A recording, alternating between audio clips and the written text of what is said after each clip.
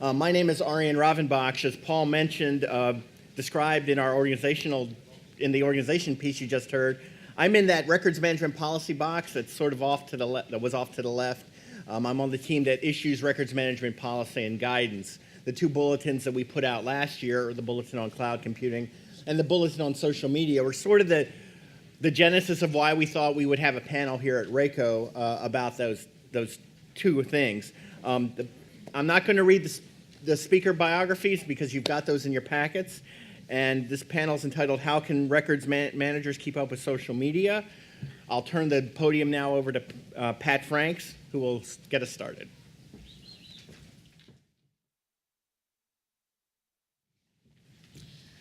Good morning, everyone. I'm pleased to be here. I'm your only speaker. I think that doesn't work for the federal government. I'm not sure if that's good or bad, but I was in a very good position to learn from many people who do work for the federal government last year. And it resulted in this book that is available online through the IBM Center for the Business of Government, and it is here in hard copy, and so I'm trying not to repeat what was in there, but I will go over the highlights, and then if you have questions and answers later, we'll do that. The outline for my discussion has 4 sections. Part of the problem, I think, we were caught unawares when social media really grabbed the public, because it is a disruptive medium. It's very different from anything that we had been experiencing before. So I will give you some examples from the public sector, but there are so many others in the private sector that I can also address. And we'll look at some challenges and solutions, more challenges than solutions, and some examples of tools and services.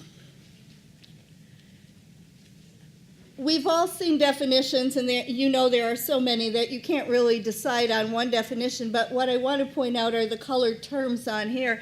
When we talk about social media, we're talking about a medium that allows us to act, and those are action verbs that will pop up. So when somebody's using social media, it's for enabling or for influencing or for sharing or publishing or conversing. So there has to be a reason to use the social media tools that you determine you are going to use for your agency. There are some statistics, and virtual worlds I have on the top because there are about 1 billion registered users. There are actually this year supposed to be about 500 different types of virtual worlds. So although you may have heard of Second Life and World of Warcraft, there are many others that are out there as well. Facebook, of course, we know about because of the movies and Man of the Year. And if it were a country, it would be the world's 3rd largest country. There are so many users of Facebook right now. YouTube, Twitter, MySpace, LinkedIn, we're all familiar with those. Just recently, LinkedIn had an IPO, and how many purchased stock? Was anybody able to do that? Presents, I think, potential challenges in the fact that many of these social media tools are going to be more in the hands of the investors, which might have a lot to do with how they're going to morph into the future. And those terms of service agreements that you've so carefully crafted may have to be recrafted. So there has to be some eye out for changes that will continually occur. This came from last year. When I first received the grant to do this study, I employed 2 students who are researchers at San Jose State University where I work. And we thought this was going to be easy. It was going to be a simple, oh, wow, social media is fun. Let's see how the federal government is using it, and we'll tie that in with records management and see what they're doing. And I thought that was the purpose. So my students went out and they did searches on the web, and they scoured publications, newspaper articles, whatever they could find to see what was happening last July. And this is what they found at the time. Most of the agencies were using social media for syndication, aggregation, RSS feeds. So that's pretty easy because you've got content that was somewhere else and you're trying to send it out. And then microblogs. We were trying to tweet from the conference today, and Twitter is, of course, the most familiar to us, along with Yammer. I'm sure many of you know.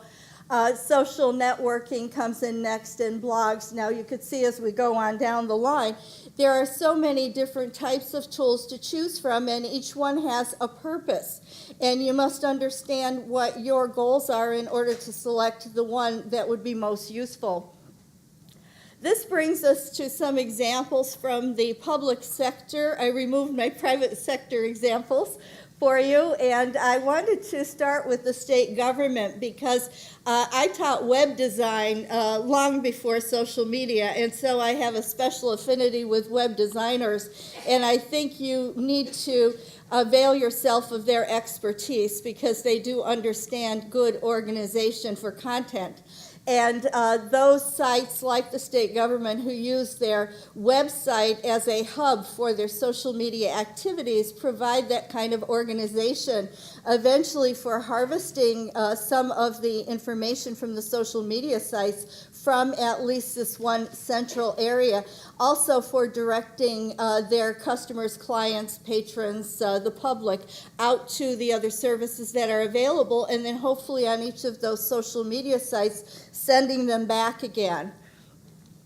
The RSS feeds also are sent out by the Department of State, and you could see that it's a way of categorizing information to make it easier for the public to digest, which is why this is so well used and so often used. The Smithsonian, I had to put this in here. I had the USGS in before. Anybody here work for the United States Geological Survey? That's an amazing Twitter example, and I wish I had you up here to explain how people who are experiencing the first tremors of earthquakes can actually tweet and then have that incorporated with scientific data and then plotted on a map and fed out again. Talk about records bringing in new information, mashing it up with information that you're gathering from somewhere else scientifically, and then sending it out as new records to the public. There's a lot that's going on there, and it's for a very good reason. We're talking emergency management, which is essential to your core. Smithsonian I put on there because I watch Bones. Anybody watch Bones, the mystery? And there was a tweet in there about the Jeffersonian, the evil twin of the Smithsonian, that I could just not miss. So that's why that's up there. And you can see that the Smithsonian is reaching out, right? If there's somebody like me who knows what the Jeffersonian is, and that's really a lot of fun, I might also want to go visit the Smithsonian when I'm in town. I can't imagine how many people are wandering around looking for the other, though. Now, I have this on here, and I haven't gone for an update lately, so does anybody work for the National Archives Recovery Team in the audience? I was excited about this last year because what they were doing, we were working on a project with my students about lost history, stolen items, misplaced items, and trying to get them back for state and federal government. And the recovery team started their Facebook page. And what was very interesting about this is it's never a standalone. Your social media has to be part of your big initiative. And they were going off to Gettysburg the time I was talking to them, and they were taking a laptop with them, and they were signing up people for their Facebook site while they were on site, actually talking to people face to face. And the idea was that they were trying to encourage collectors to report anything that they think might have been suspicious, something that they could investigate, which again was right along with their core mission. AODIS, the National Archives, your archivist, Ferrio, is doing a tremendous job of bringing the National Archives into the 21st century. His blog is very interesting in itself, but it's not really interactive, is it? Do you ever go there? Do you talk to him? He's talking to us. But it's still important because this right here, do you see Michael Jackson on the screen? Don't you love him? And I did not know, and this is the purpose of this. It's teaching us. It's a patent. He actually had a patent in order to bend like that and not fall over. Did you know that? There's special shoes and a special thing built in the floor. If I had it now, I wouldn't trip on my way back. And you lock right in, and then you lean. And there were ankle straps or braces, and so that's how he could lean so far forward and back. And what I learned from the patent office is he had many, and Motown was a trademark too. Very good business. I mean, an entertainer, yes, but very good business sense as well. And so that's what we're learning from something like the blog. It's teaching us in perfect example of their core mission. This is the White House blog, and I included this first because I am so thrilled about what happened with the capture, or the killing, I should say, of the Osama bin Laden. But I also have it here because the president was using a video. That video is on YouTube, and you know the federal government also uses VMO, and he also has that on the White House blog, and he also has, or whoever created the page has a script, and the script is elsewhere. So as I'm looking at that page, we can capture that as a complete record, but it is also made up of objects that are in other places as well. And so that's what you need to consider too. Where are all the other places where these objects are? As I mentioned, one place is the White House blog, but another place is something like YouTube. Just incidentally, I had students working on group projects, virtual time capsules. What do you want the world to remember in 50 years? And one of my teams did 9/11, and what they wanted to do was, from a respectful way, talk about all the issues that surrounded it, including the Patriot Act and the way we changed the way we travel and everything else. And they were about ready to turn in this terrific wiki video podcast project, and the president came on the tube, and they had to go back to the drawing board in order to finish their project, because they now had what they considered was a very fitting end to the 10-year anniversary. Flickr and crowdsourcing in the LLC. I'm sure you've seen that before, and it is not a huge example in this one instance, because what I'm talking about here is 20-some pictures that they did not know what the topic was, where the location was, and they have so many pictures that they've got to process that what they did was throw that out there for crowdsourcing. Does anybody know what that is? And within a few days they found out they're in France. And so they knew exactly the location, and it was from the public looking at the pictures. So what that has to do with records management there, of course, is that you have images somewhere. I'm sure they're recorded as records, but you have metadata that go along with your images, and some of the metadata they did not know. They did not know the location, for example. So what they were doing at that point is bringing in from the public new metadata, which should be appended to the record. So there you have to consider some of the things that the public are saying, comments you don't have to worry about, but there are some times when you want to capture that. I mean, that's the purpose of it. That's why it was out there. So there is new information there that is important. This one was probably the most exciting to me, use of a blog with a widget. And it was very short. It was the peanut butter scare. Remember that in 2009? I don't think this blog and the widget were purposely up for more than a month. And they had thousands of visitors to the site. And it basically was telling the public what they had to be aware of because of the salmonella peanut butter recall. And the widget part of it, although you had a blog from the CDC saying this is what to look out for, you know not everybody's going there. So the widget was something that everybody who had website could put onto their own website.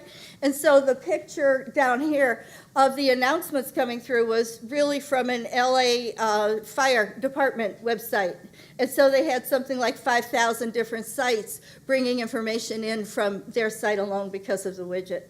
And when this was closed, what interests me was a comment at the end by somebody who posted and said, I hope somebody is keeping a record of this. This was so effective. And I don't know, anybody here from the CDC? Did you keep a record of this? Because it is an excellent example for one thing that you need to remember: nothing has to last forever, right? At least not out in the public. It served its purpose. Maybe we want to keep it now for archival value or to teach someone a good example. I save exemplars for my students too. But it does not have to remain active, so it was closed. This here is Google. Gmail, we use it at school, San Jose State University. I was just telling some of the gentlemen here that it's really wonderful because it comes on my iPhone, my iPad, my regular computer, my other laptop. I feed it into my Outlook. Isn't that wonderful? And then if I remember to remove something I don't want anymore from all those places, I learned from our IT people that if I just hit this special little plus sign, everything I've ever done since it started is there. They're never going to get rid of anything. So there goes my wonderful destruction method, right? I've just gone through all of that, and nope, that's their policy. They're keeping it. So you need to really be aware of all of those things that sometimes we only find by accident. Challenges and solutions, as I mentioned. Social media is different because there aren't any standards, because there's so many different types. No corporate controls, rapid pace of change. We are worried about being on YouTube, aren't we? Because once that goes out there, it's going to be there forever. Somebody's going to see it. If we really didn't like it or not, doesn't matter. Content and activity-oriented. It's not just watching anymore. It's actually doing things like liking things that I'll talk about in a little while. This is not a diss against Iron Mountain. It was just up there because that clip from a newspaper fit there. So if anybody's here from Iron Mountain, I'm not out to get you. I wanted to show different things that are happening, like a wonderfully successful flip video camera that is no longer being produced because of our wonderfully successful iPhones and Blackberries that take pictures, and we don't need the flip phone. And yet that was very successful.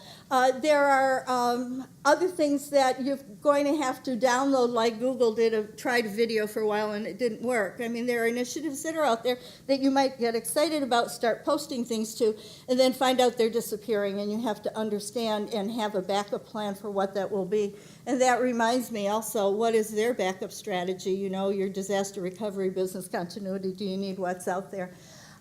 Get institutional buy-in. You have that. I don't need to say anymore.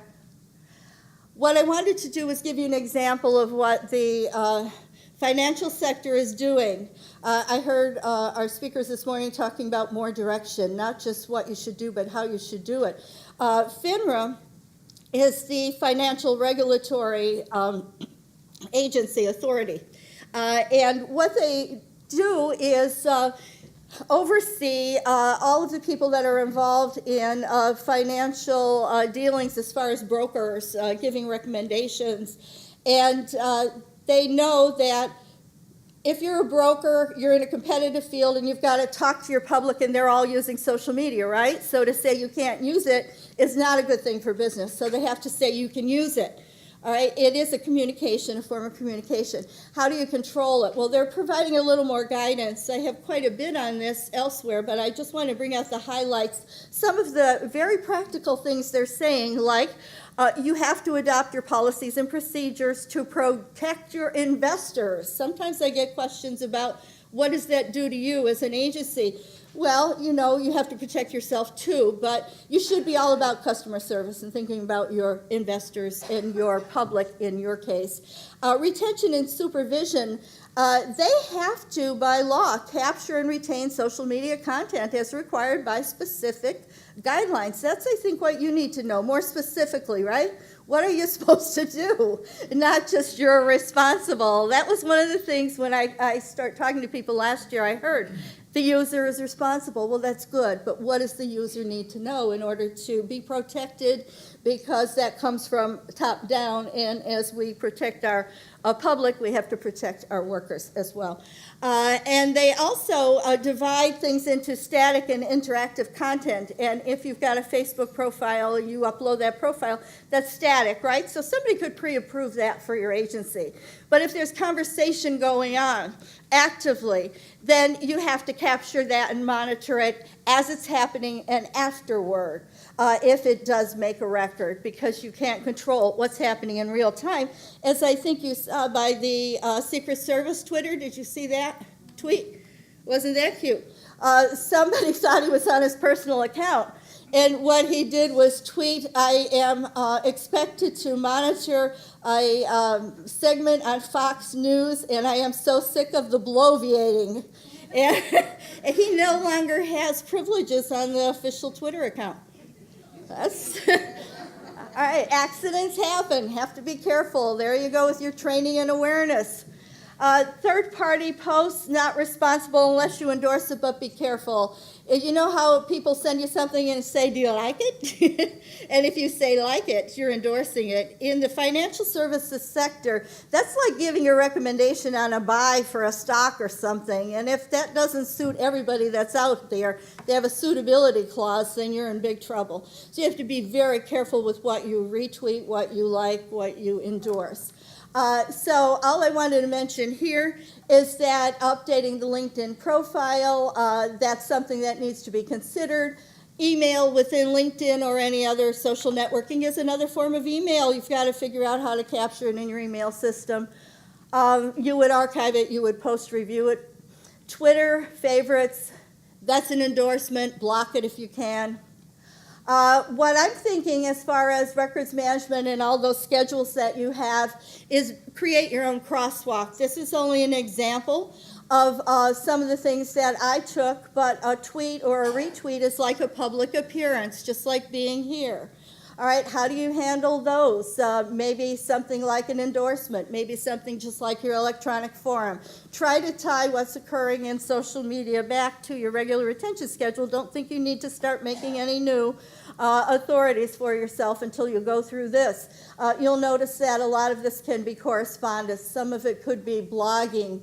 Some of it can be information gathering. How do you handle your regular surveys? Do a crosswalk for your agency.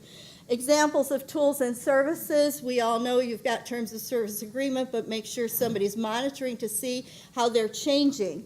Don't be afraid to try on your own privately things and then bring them into the workplace through recommendations, maybe needing to go to another tool, but I use Backupify to back up all of my tweets in Facebook and Google Calendar and everything else. That's just a personal thing I do. So you could see how it works. But there are commercial tools available like Socialware Sync here, which is amazing. Working with the financial industry would have ideas for you as well. But Arcovi is a direct competitor of that product, and they are also targeting the financial sector. Notice that they're using LinkedIn, Twitter, Facebook, RSS feeds, so not all social media, but the most often used that I mentioned earlier. Cloud preservation. There are ways to archive your social media in the cloud. What they're trying to do is capture all of that, aggregate it, and then put it in a repository for you. Be very careful with the cloud preservation, as you do with anything else. Make sure you understand what's going to happen if that cloud just kind of disappears one sunny day. Yeah, you never know. And also find out if they're backing up. If that's your only copy of something, what do they do in case of disaster recovery? What are they going to do for you?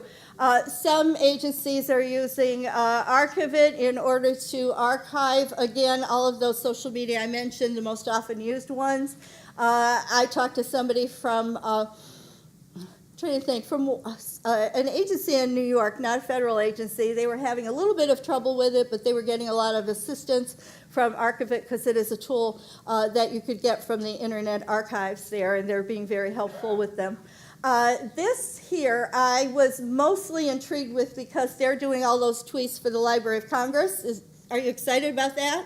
Everything that you tweet is going to be safe forever. And somebody asked me last year, what does that have to do with our retention destruction schedule? You know, here I am working so hard trying to figure out how long this tweet lives, and they've got it anyway. And should I have to figure out how long it lives and actually find a tool and save it when they've got it anyway? And the answers I was getting was, yes, you've got to figure out how long it lives, and yes, you've got to take care of it yourself, because what you can actually do is dispose of it according to your retention schedule, and then if somebody is actually looking for it for a FOIA, you don't have to produce it because you followed your own schedule and you were doing it properly. So it does make sense. A lot of these things we look at and think, what? There really is a reason for it. This company, Signient, out of Burlington, Massachusetts, has a content supply chain management approach. Notice how they will bring in from different social media, package it all together, and then deliver to the client a package. And the package can be delivered all at once or into different categories, which can make it very useful. And so to summarize, I'm thinking the best thing we need to do is just analyze the impact of social media on records managers, but back up. First, don't even use it unless you know why. I use a lot of this because I teach students this, and we have to do this, and we're all online. And so I may use my Twitter for 3 months because I'm teaching a class. And then I may say, I really don't have anything to say. I'm not going to use it. Why bother? I have better things to do with my life, and you will at work as well. So figure out what you need to use and why you need to use it. And if you do, then figure out what it's going to do with your records management before you initiate that social media initiative. Develop that crosswalk between your existing record schedule and between the records that you believe reside in your social media networking sites. Identify the tools that can be used to capture and manage those records using social media tools that are becoming increasingly available. And that's it. Thank you. Charlie Barth, the Director of Records for the Navy. Good morning, records people. My peeps. I feel so comfortable here. As Aria mentioned, I am the Director of Records for the Department of the Navy, and very happy to be here. RACO is always a great pleasure of mine, and again, to be surrounded with people who are going through the same problems and issues that I am is huge. Show of hands, who has a Facebook account? Okay, good. Arian's looking for some new Facebook friends, so make sure. I'm convinced that Paul Wester chose me to lead this group because I mentioned to him that I gave up Facebook for Lent. And he figured, well, boy, he must be a heavy social media user if he's giving it up for Lent, so we want you to lead this subgroup. So that's kind of my journey here. And so here's what we're going to talk about today. Real quickly, go through some slides. Social media registration and usage within DoD, Department of Defense, for those of you who are not familiar with that acronym. There is going to be kind of a DoD flavor to my brief, obviously, as a Department of Defense employee, but we're really going to go into this Federal Records Council subgroup and what we did to kind of look at it from a records management standpoint and keep the focus there. All right. Isn't this a beautiful slide? I love this slide. The world of social media. Some of these have already been referenced, but you know, the Arab Spring, social media used to rally the opposition and topple dictatorships. The death of Osama bin Laden. I mean, this guy, the really virtual, is probably the most popular guy in the Twitterverse right now. As the events are happening, he's tweeting real time. And then, of course, what happened in Japan in the Fukushima disaster. Social media used to find missing persons and solicit donations.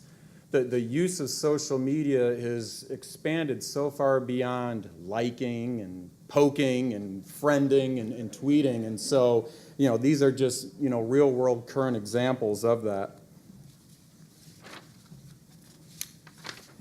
So why should we care? That first question is something you all should be asking yourselves.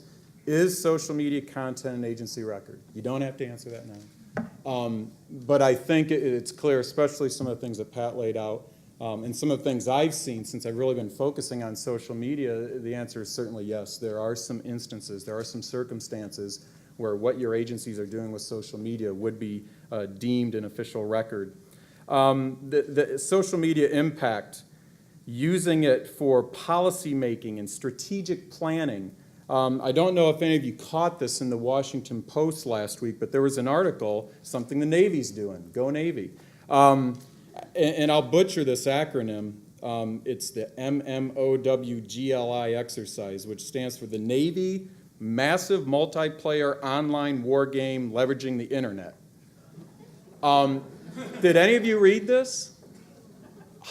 Oh, thank you. One person. Great. All right, 2 people.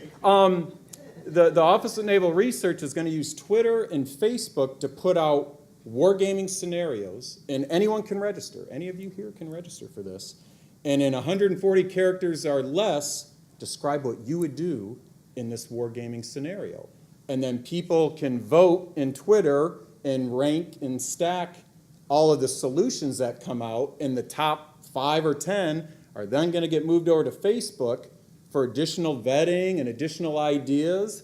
And they're going to take the piracy situation off the Somalia coast, I think is the initial thing here. So if any of you ever want to play Warfighter or Navy SEAL, now's your opportunity. You can register for this, and once that first project comes out on Twitter, you can start putting your ideas in there. And this will be collected, this will be analyzed, and could lead to new Navy warfighting policy, new Navy piracy policy. So that's, again, real-world use of social media tools here. All right, top 4 social media tools. As a subgroup, we focused on these 4 groupings only. There are many more, and of course the big tools there, social networks, Facebook, and LinkedIn was just mentioned. Do you believe that? $4 billion raised in their IPO. I'm still trying to figure out the value of LinkedIn, but obviously there's a bunch of people out there who think it is valuable and dumped $4 billion into the company. Twitter for microblog, YouTube obviously is the king of the video, and then blogs, there's many examples there. All right, so one of the first things we did is look at, okay, how is DoD handling social media? And we actually have a registration of social media sites, a formal official process to make your sites formal and official. And this site is the home page, and you can see highlighted there in the red, hopefully you can see that in the back of the room. Those are the 4 services, Army, Navy, Air Force, Marines, and what site you go to register your sites. So here's the Navy site that we got to from the DoD site. And those are major Navy commands there on the right-hand side. And if the little icon there is highlighted, that means, yes, indeed, they have a Facebook site or a Twitter site or a YouTube site. And this is how we track social media usage and registering within the Navy. Okay, so out of curiosity, what is out there? And this is the Navy statistics. Now again, it's 710, but these are the, no kidding, we went through the process, registered, these are official social media sites. Look at the percentages there. Facebook is certainly king at 61%. Twitter, second, and then YouTube, Flickr, the photo site, and blogs. Marine Corps. I noticed Marine Corps is in the house. Here's the Marine Corps numbers. Very similar percentages. Facebook, far and away, the most utilized as an official platform. Army. Army's in the house. And I notice you're sitting next to Navy. So I guess sometimes we can get along. Very good. Army by far has the most official registered sites with probably approaching 1,600 by now. Again, similar percentages. And last but not least, the Air Force. Again, similar numbers, similar percentages with Facebook and Twitter being the big 2 there. We next try to look at, okay, is anyone compiling metrics in the Navy for social media and really tracking what's going on, usage, et cetera? And the answer is yes. Our Public Affairs Office, PAO office, which is also called CHINFO, they submit weekly metrics. So we got signed up on their mailing list, and they're streaming real-time metrics to us. You can see some of the trending topics up there. No big surprise, right? Japan, Libya, Osama bin Laden, Navy SEALs. We're very proud that Navy SEALs were the 3rd most talked about topic worldwide nationally shortly after this occurred. So you can see a lot of the information there. At the bottom there, again, hopefully you can see the Twitter and Facebook. To the far right, over 1,000 new followers from the previous week on Twitter, just on those 5 sites. And for Facebook, over 3,000 new fans from the previous week, just from those 4 sites. So a lot of interest in what the Navy's doing on social media. Okay, Federal Records Council, that's already been previously explained by Paul. I am a member of that council, 35 cabinet-level executive agencies, led by Paul. They came up with 3 major subgroups in fiscal year 11 that they wanted to focus on. You can see the 3 there. An email group led by Susan Sullivan of NARA, the Web 2.0 social media group led by me, and then the ERA rollout led by Mike Carlson. Why does the FRC think social media is important? That first quote there really speaks volumes, and that's from the NARA Web 2.0 white paper that came out in 2010. There is a huge risk of losing truly valuable materials that have been placed on social media platforms that aren't anywhere else. It is original content. It is only on that social media platform. You know, other agencies have tried to use social media, but due to lack of experience with the technology and how the heck would I even save these records anyways, a lot of them just scrap them. Show of hands, how many of your agencies block you from actually going to social media sites? Yeah, God, almost half. So really hard to track your social media usage as a records manager if you can't even get to the sites, right? Okay, so the subgroup itself, these are all the participating agencies in the subgroup that we form. Department of Navy, EPA, Department of Justice, had some participation from Army as well, Department of State, Export-Import Bank of the United States. Is anyone here from EBIS? I was going to give them a shout out because they actually hosted our meetings for us, so thank you to them. And then, of course, Department of Education and National Archives. We met every 2 weeks for about 4 months to come up with some deliverables. And speaking of the deliverables, these were the big 3 that the subgroup has provided. A white paper that's going to be going to the archivist that lays out in detail every excruciating decision we made as a subgroup, meeting minutes. You know, it's a very robust, detailed paper that the archivist can have to see everything that the subgroup did.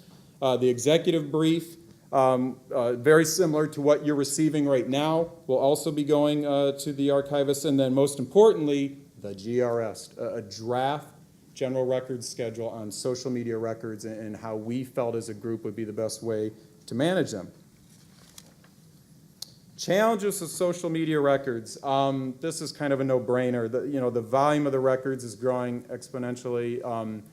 It's very difficult to get our hands on it now. It's only going to get worse.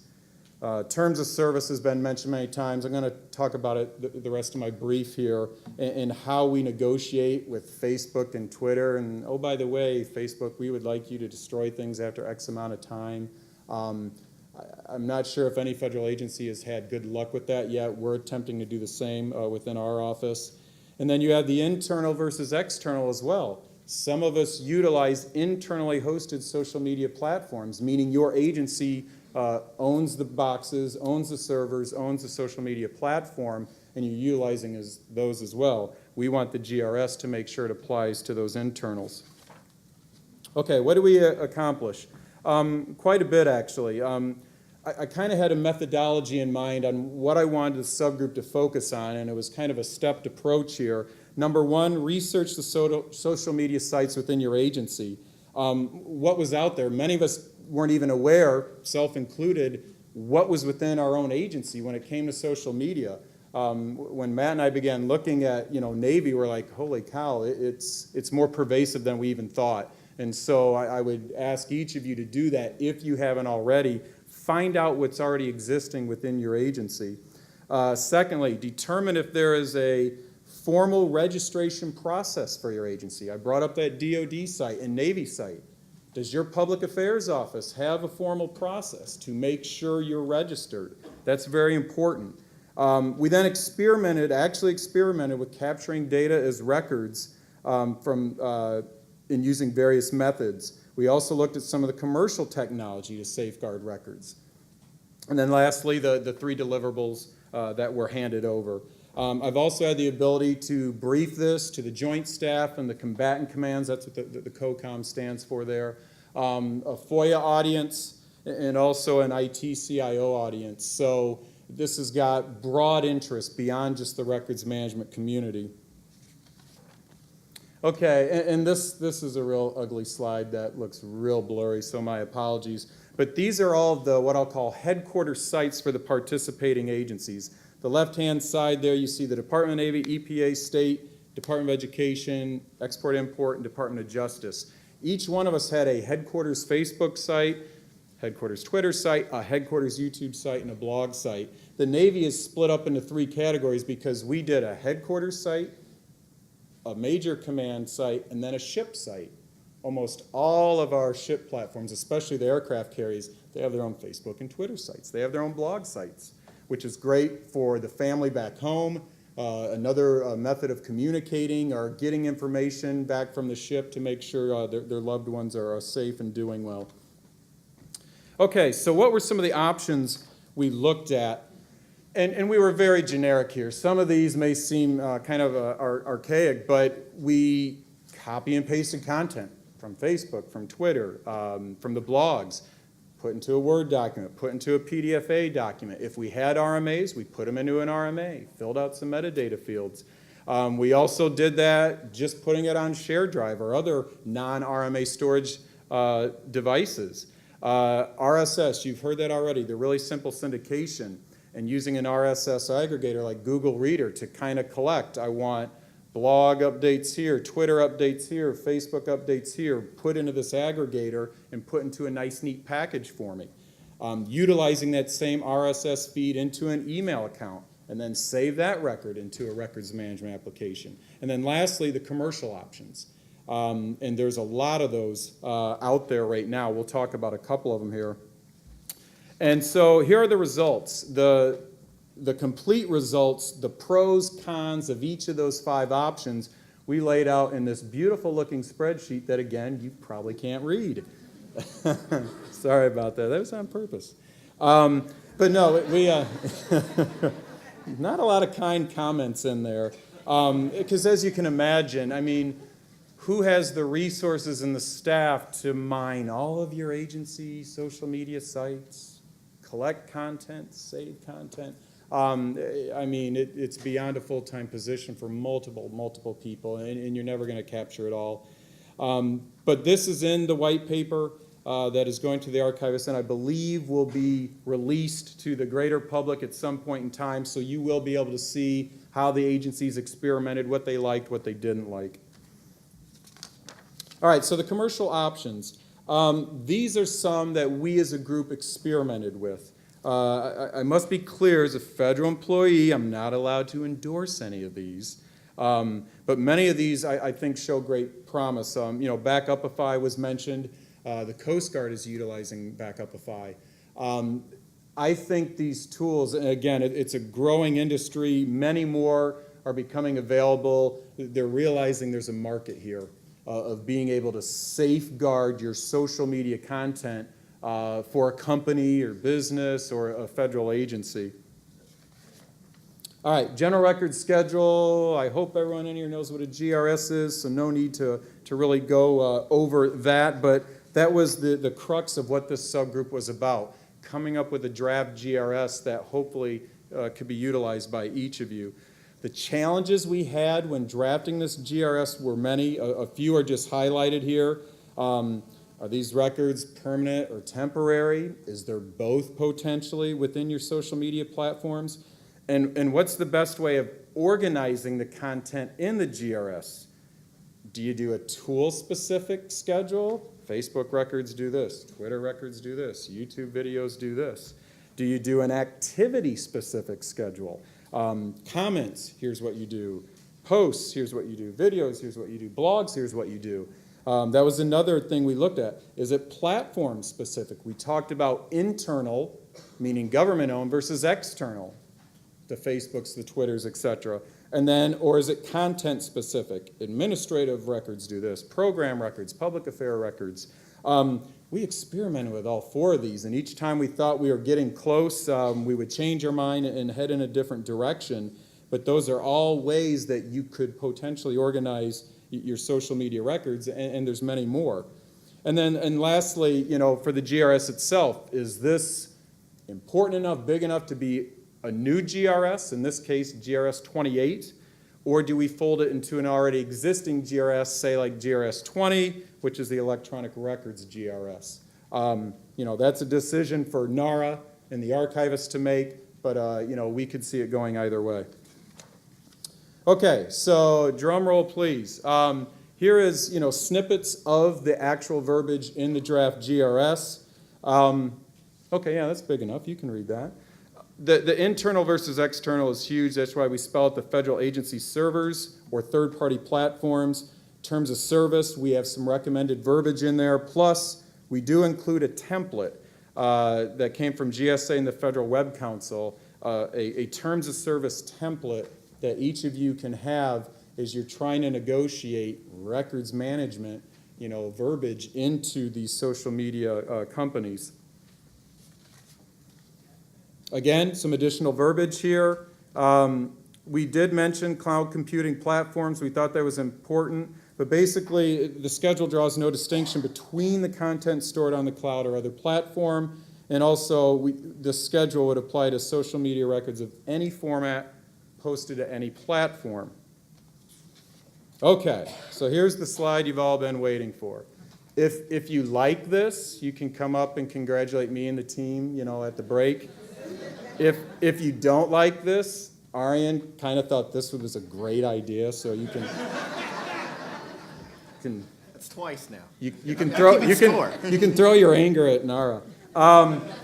But we experimented with the time frames, and I think we had everything, you know, from 12 months or 3 months all the way up to 5 years, 10 years. We experimented with so many, and we just thought, you know what? Let's just put this 3-year in here. And you can see we've grouped into social media records, a very general verbiage there, but you can see we try to include platform specific, topic specific, and then also the social media management and operations records. What's key to note here, and it's bolded there at the end, under the social media records, when applicable, apply an approved agency schedule. Okay, so what does that mean? Instead of, okay, well, hey, we're just saving all social media records for 3 years and then we're going to destroy, you got to go back to your own schedules. And for example, your agency head, many times their correspondence is permanent. And let's say your agency head has his own Twitter site, or your agency head has his own blog or Facebook page. Is the content from that potentially permanent? I could argue yes. Some of you could probably argue no, but it's something to think about. Original content, it's correspondence. I think of the chairman of the Joint Chiefs of Staff, Admiral Mullen. He's got a great blog. He's got a great Twitter site. And again, he's not putting classified information out there, obviously, but as he travels the world and meets with foreign dignitaries and other foreign military heads, he's putting a lot of that information out there, and it's probably the only place where some of that, in his perspective, sometimes his opinions, sometimes his praise as he's visiting some of the warfighters around the world. My guess is NAR would probably like to hang on to some content like that, so keep that in mind. Okay, like any other good GRS, we have a glossary section defining things like the internal, external sites and cloud computing as well. We wanted to make sure, that we put in, kind of a yard marker for cloud computing in the schedule. So moving forward, where are we at as a subgroup? We have officially disbanded, which is great news because now we get to go back to our day jobs. And we have sent the 3 deliverables just this week to Paul Wester and the Federal Records Council. We'll be formally briefing them in June, and I believe there's a host of folks that Paul wants us to get with, the Federal CIO Council, the Federal Web Managers Council, obviously the archivist himself.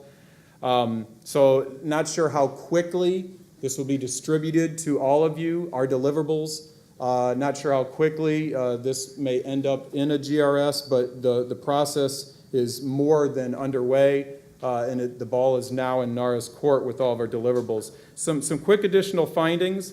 Department of Justice, are you here? Someone said yes. Don't be shy. Oh, hi. Department of Justice has an approved schedule for social media records. I believe it's limited to Public Affairs Office records only, but that is something you all can utilize now, and I believe they were the first federal agency to get an approved schedule for social media records. And then putting in a plug for Navy, CHINFO has an incredible social media handbook. You see the web link there. If you are looking for some resources to create social media policy within your own agency, you can't go wrong as a starting point with these two. There's really good information in there. Needless to say, records management professionals do need to stay engaged with social media and the developments. The bottom line is kind of that second bullet. If information is posted by a federal official on a social media site and the content meets the definition of a record, it must be saved and managed as an official record. Kind of sucks to say that out loud, but it's the truth, right? I see a lot of familiar faces in the room, and if I could just quickly ask, are any members of the subgroup here, and if so, could you please stand up? See one there? Please stand up. I want to give you a round of applause.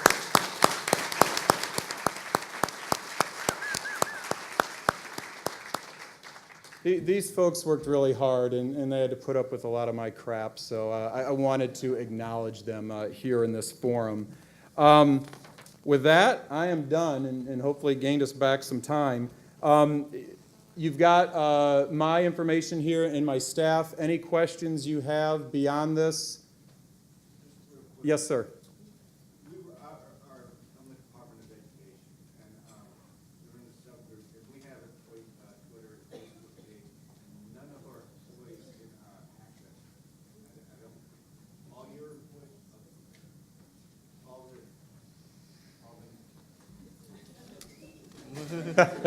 All the Navy, Oh, that's good. or all the personnel were able to use it. Everybody on the ship, were able to get to their own Facebooks. Really? Yeah, the short answer is yes. The longer answer is we've kind of gone through periods of social media is evil, social media is good, social media is evil, social media is good. And so there was a time where we were shut out network-wide. Nope, you cannot access Facebook because it's just people screwing around and wasting time. But we now have full access to those. The ships, it's a little bit different story because they have bandwidth constraints when they're deployed at sea. So it's not a 24/7, oh yeah, they can get to Facebook all the time. But for the most part, yes, we now have relatively full access to social media sites. That's just amazing. We need to make a business case to let one person access the site. Wow. Yeah. All right, Arian, I believe you're going to run a Q&A session, so thank you very much for your time. We do have time for